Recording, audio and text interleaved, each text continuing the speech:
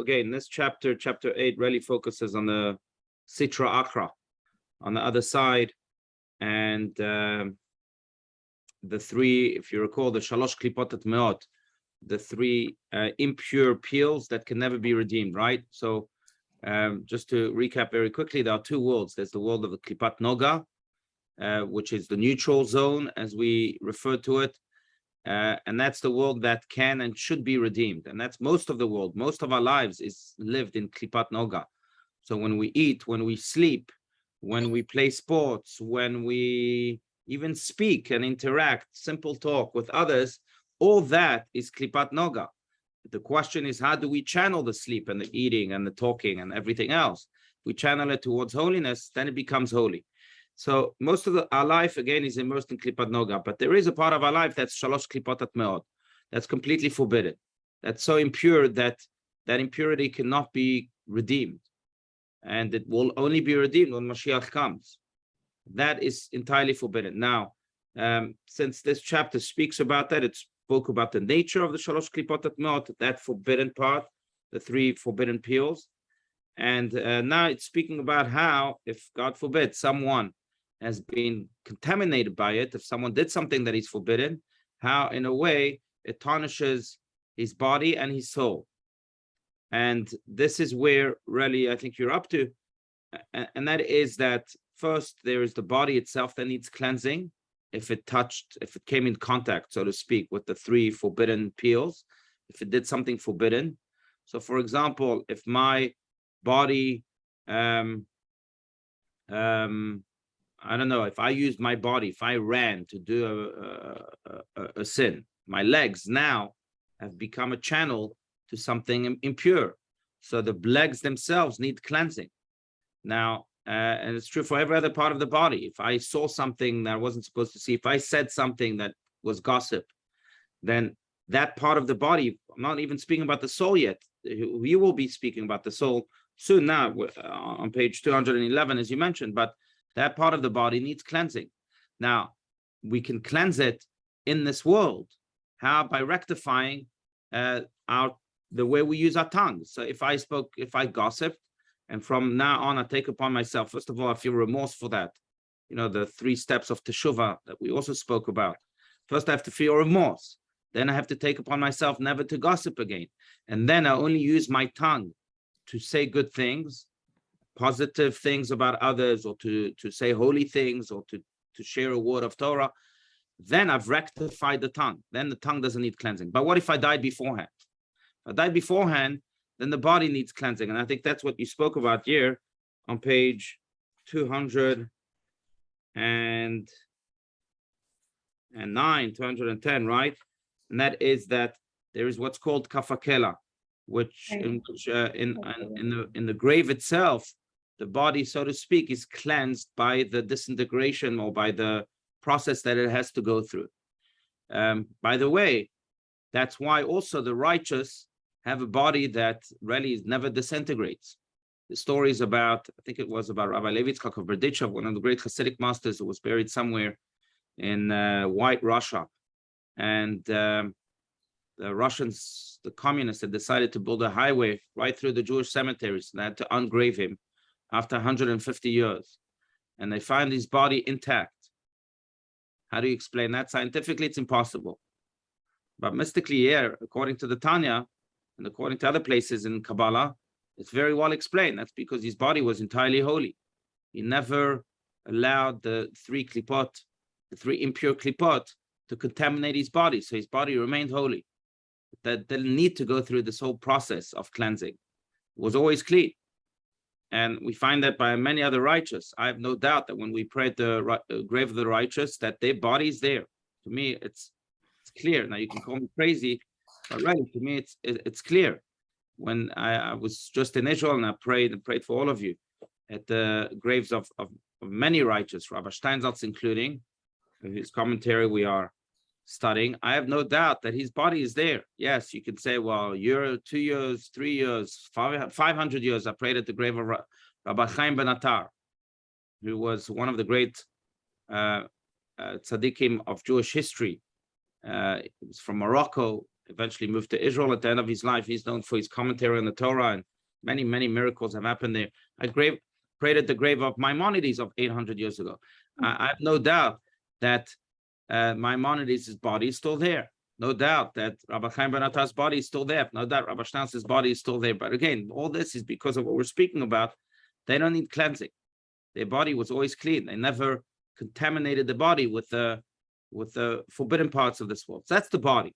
Now we're speaking about the soul on page 211.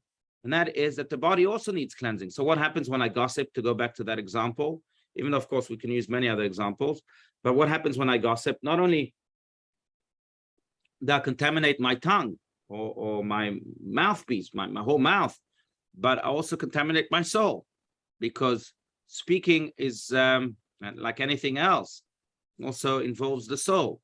You know, this is just technical. The body can't move. The body can't function without the soul driving it. So if I'm using my soul to drive my body into a negative place, then my soul also becomes contaminated. Now, again, with teshuvah, the soul can be cleansed. I don't need to wait for the world to come after 120 years. The soul can be cleansed with teshuvah. By the way, this fits because, you know, soon enough, it's the high holidays. That's it.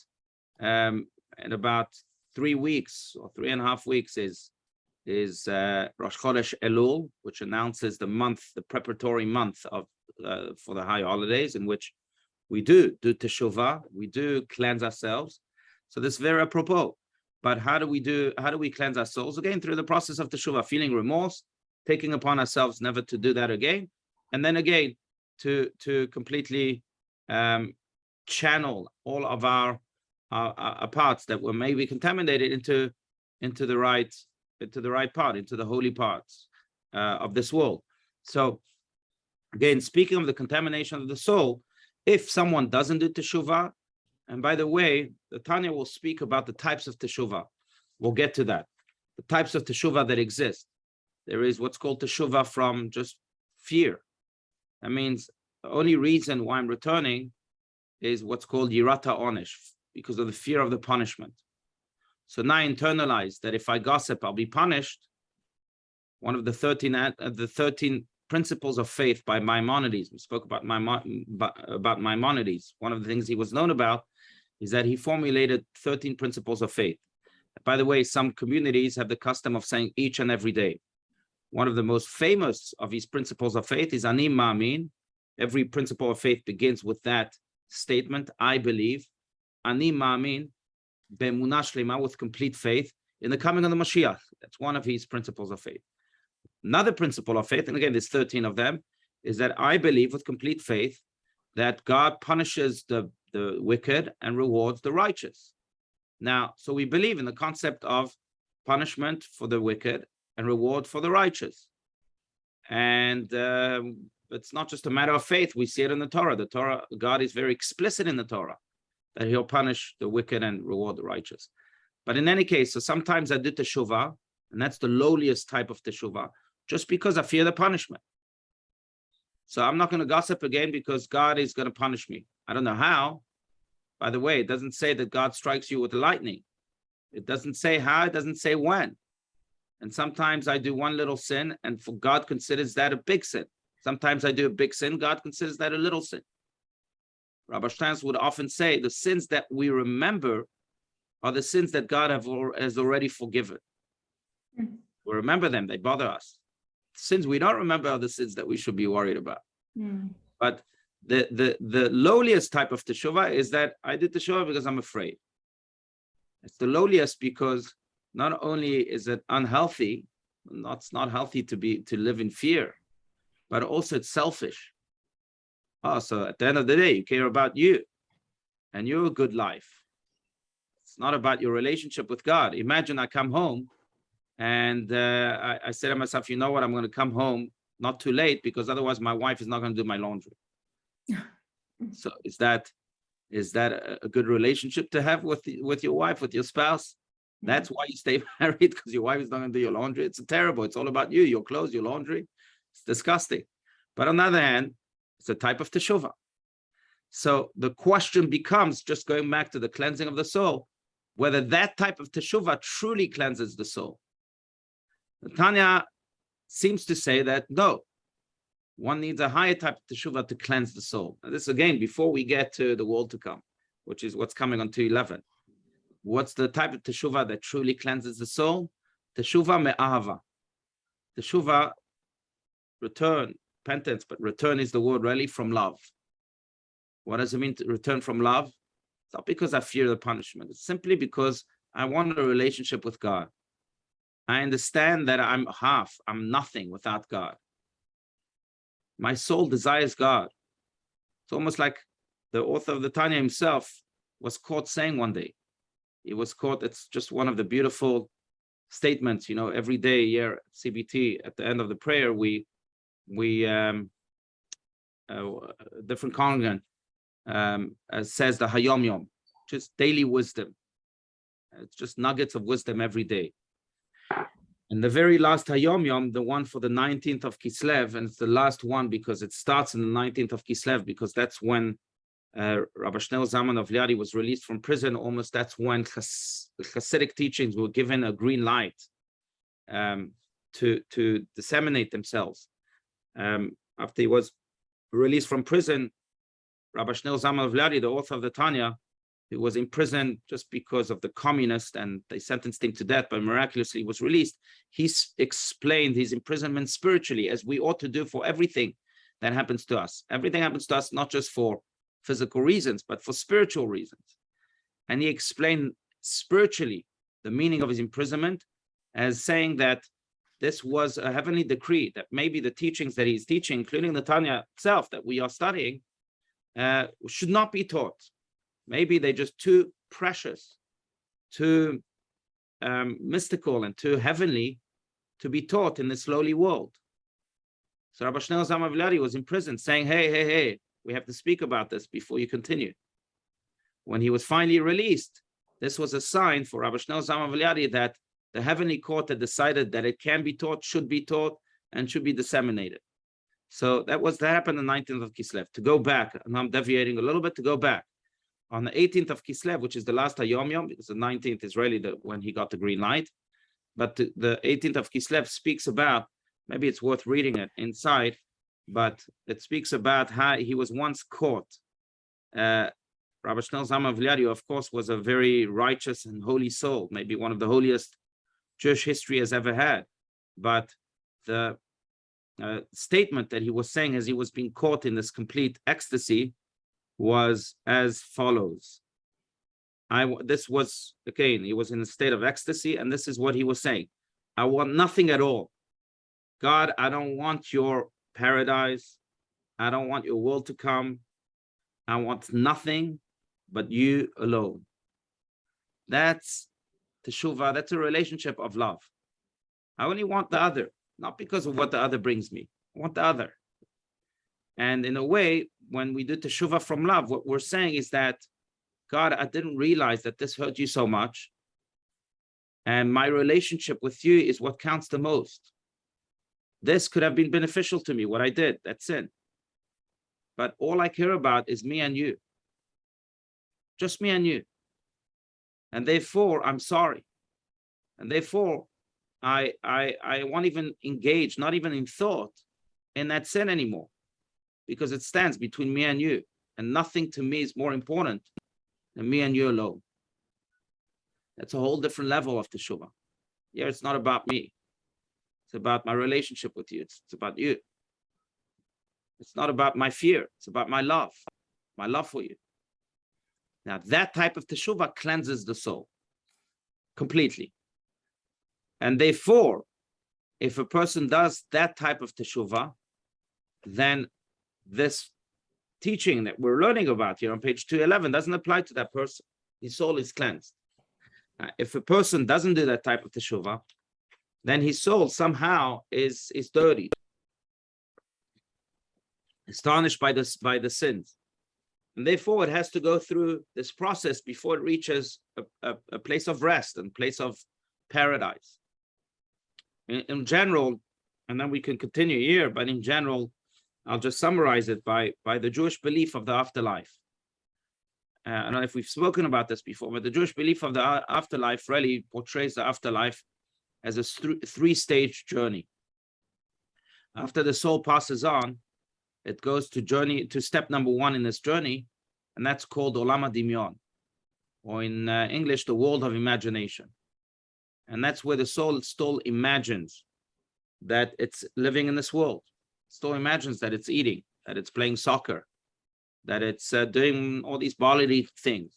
Why? Because it was married to the body for so long that it feels like, I'm still in a body, but it's not.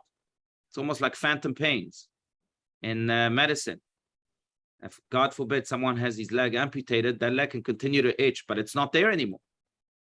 But the body thinks it's there because it was there for so long, so it itches. So same here with the world of imagination. God, I still think that I have a body, and therefore I think in terms of with the terms of the body.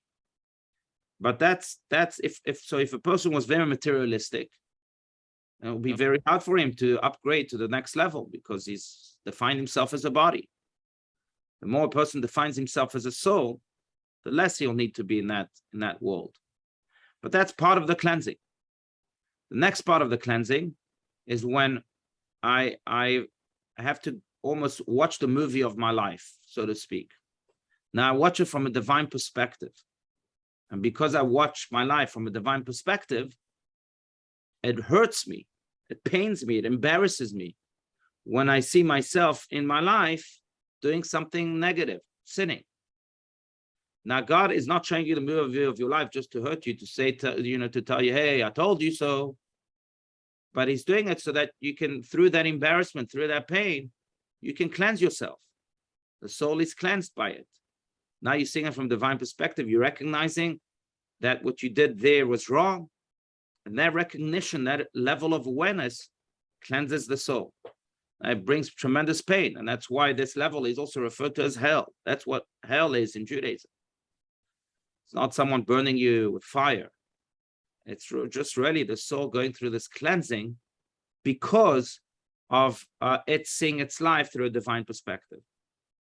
And then the third stage is paradise, where the soul really is fully clean and therefore has no interruption. That relationship of me and you alone can truly begin to burgeon, not in a way that it can burgeon in this world, because in this world we have the opportunity to truly be one with God through his mitzvot. Every time we do a mitzvah, we're one with God. Why? Because the mitzvah is the desire of God. The desire of God that is being fulfilled. It can be fulfilled in the upper worlds. There's no mitzvahs in the upper. The best, the highest, the deepest level of a relationship is when I do what my beloved wants. When I do what my beloved wants, there's the greatest depth of the relationship that exists. In the world to come, it's paradise. That's again the third step. But I can't do what my beloved wants. That can only be done in this world. So what type of relationship exists? Where I can bask in his light. Where I can truly, it's like being on a family trip. I can be with my family, be with God. That great love that exists. That great bonding, the great connection. Now, of course, the more refined the soul is, the deeper the relationship, just like in a family trip. All these examples are bad examples because, of course, we're speaking about heavens. So there's nothing here in this world that can reflect what heavens are. But the family trip, if my relationship is strained with my family, then the family trip will be enjoyable because family is family, but it won't be as enjoyable. If it's not strained, then it will be more enjoyable. Same here. If the soul is truly clean and truly worked on itself here in this world and truly meritorious, then it can enjoy paradise. And by the way, it doesn't stop climbing, it doesn't stop cleansing itself, or it doesn't stop, I would say, elevating itself. That's why when a person has a yahrzeit, we say to that person that the neshama of your beloved, the soul of your beloved, should have an aliyah, should have an ascent, because every year we ascend in the pleasures, in the infinite levels of pleasures of paradise. So every year the soul does have an ascent, and an ascent in pleasure, and it gets better and better and deeper and deeper. But that's paradise. And of course, that's the three steps. Of course, we believe in reincarnation, And we also ultimately believe in the resurrection of the dead. When Mashiach will come, all the dead will come alive. And then we'll live in this world again, because there's no greater relationship with God than the relationship that we can have with him here in this world. The ultimate is what's called neshama beguf, the soul in the body, not the soul alone. Ultimate goal of creation is for heaven and earth to merge together, for body and soul to be one. So we believe in the resurrection of the dead, because that's the ultimate. But that will happen when Mashiach will come. But those are the three steps. So here it's speaking about the cleansing of the soul here in heaven. And maybe we'll start. I'm sorry, I've been speaking for too long, and I'd love to hear your comments and your takes and your questions, and then we can continue with the text. Anyone? Yes, Heidi, please. Unmute, Heidi. Yeah. It didn't do it. Okay. I have a question about when you were talking about the righteous souls that don't disintegrate. How is that looked at? There's two parts of the question. For children or even a baby, or and when you talked about the three boys, I think that were kidnapped and found, it didn't look like they'd changed in that time period where most people would have. Or is that related to what you're talking about? Yeah, absolutely. Yeah, that's a good question about kids.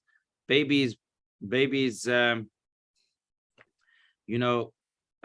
very good question. Babies are pure.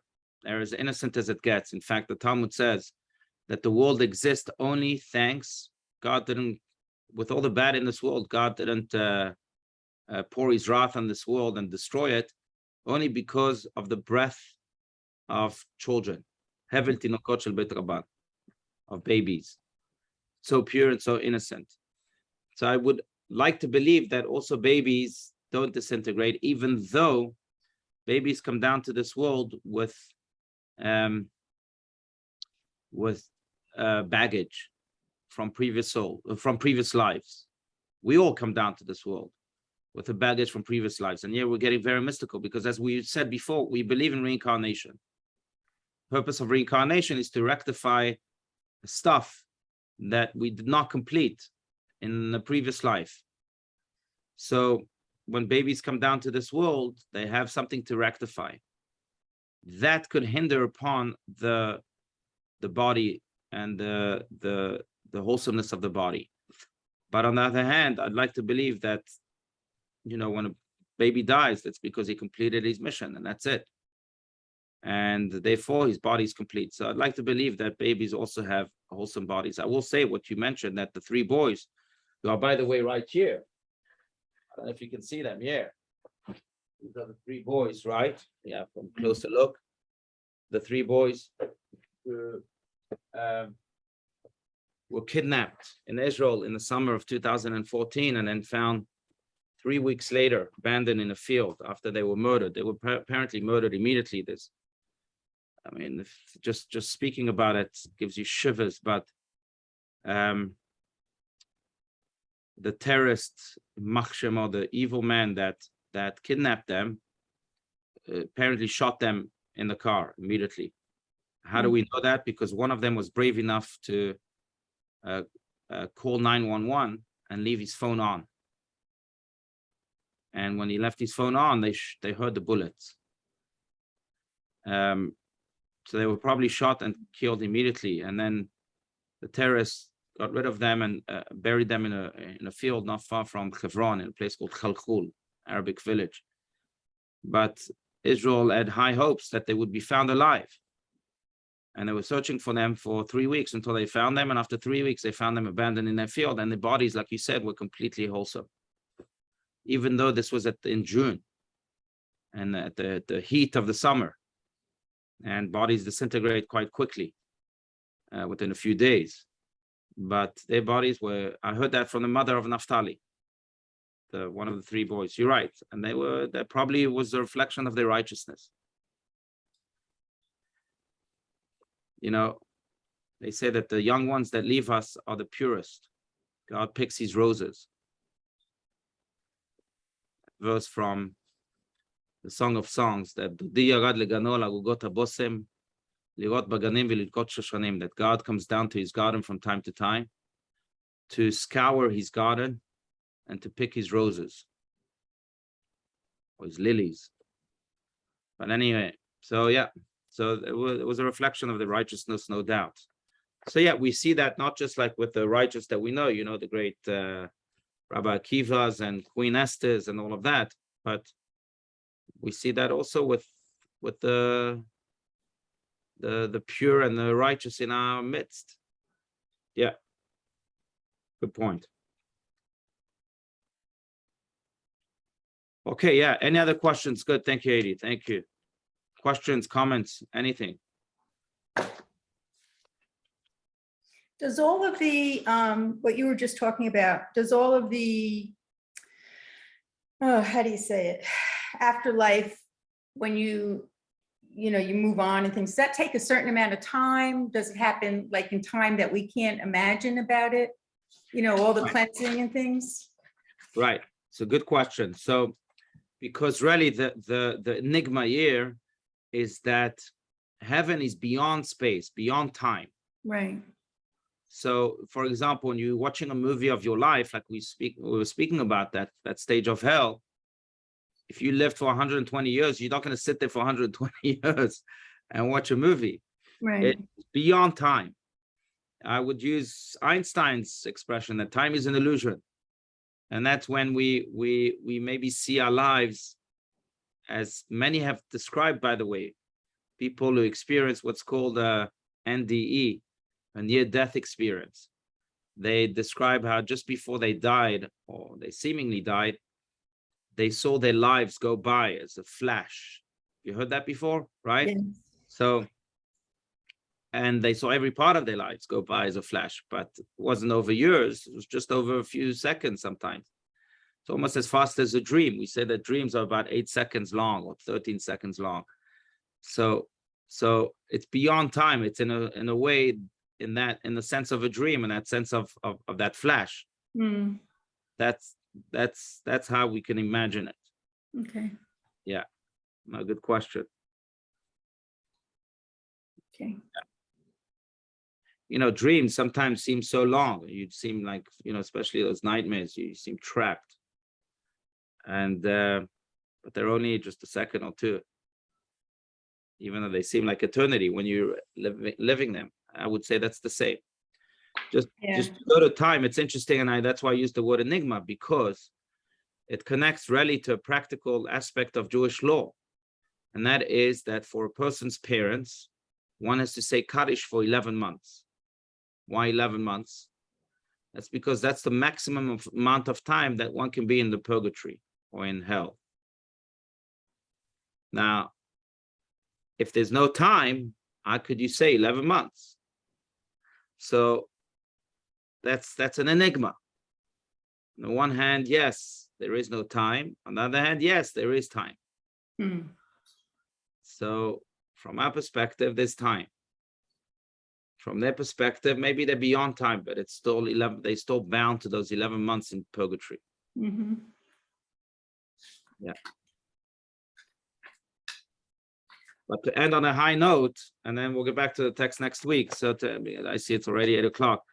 To end on a high note, I would say that, you know, speaking of Kaddish, and in a way, it has a lot to do with the cleansing of the soul, because Kaddish has no mention of death. The word death is not mentioned once in the Kaddish. Instead, Kaddish speaks about angredizing God's name. Yitgadal means Yitgadal v'Yitkadash. May God's name be angredized and made holy. That's what Yitgadal v'Yitkadash May Rabbah means. Why? That's because the Jewish response to death has always been life. The Jewish response to destruction has always been construction.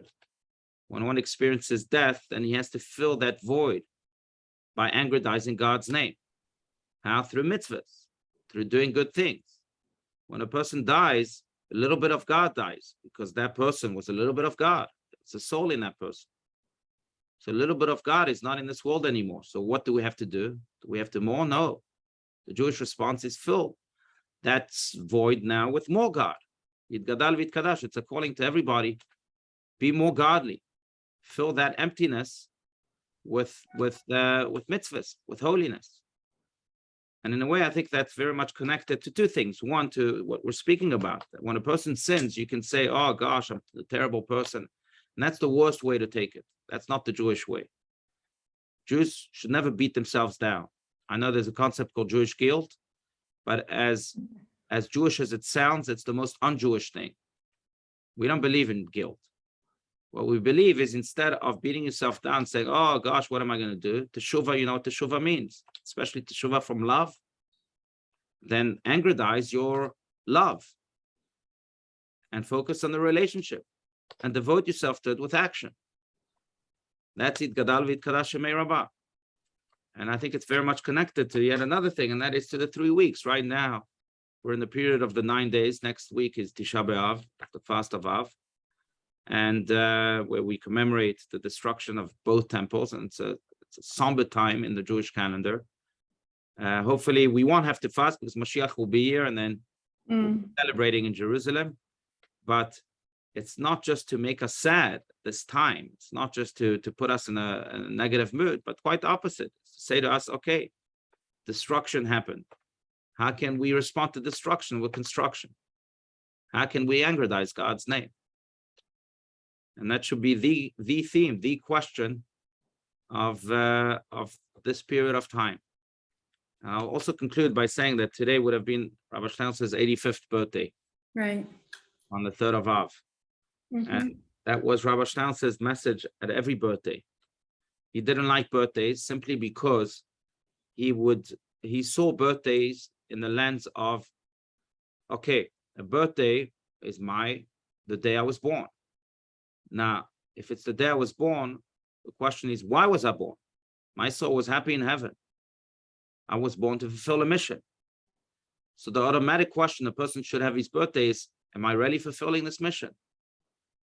Or am I slacking a little? And he didn't like his birthday because he was so humble to always think that he was never fulfilling his mission to the best of his ability. Wow.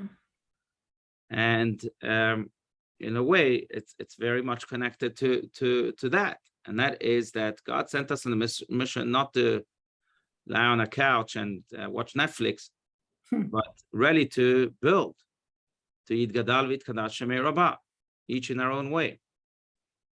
So I'll leave you with that question. Are we fulfilling our mission? And I'm asking this question to myself. Are we fulfilling our mission to the best of ability today and every day? That's the question.